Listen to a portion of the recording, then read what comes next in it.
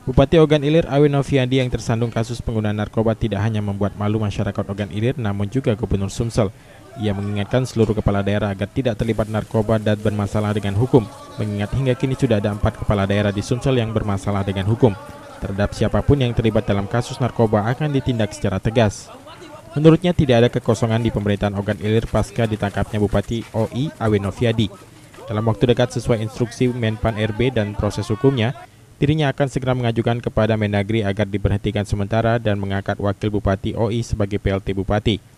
Alex menyesalkan perbuatan tercela yang dilakukan Bupati OI ini, mengingat belum 1 bulan ia melantik 7 kepala daerah di Sumsel. Secara tegas ia menyatakan Sumsel perang terhadap narkoba. Yang melantiknya saya sendiri tanggal 17 Februari yang lalu ya, belum sampai 1 bulan. Kotornya nggak ya sedih, sayang nggak.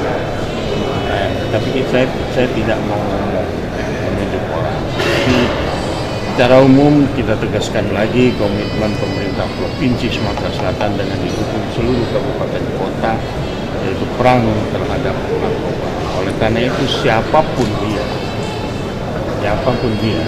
kalau terlibat masalah ini akan mendapat sanksi tegas sesuai dengan aturan. Jadi Suman Gaul, PAL TV.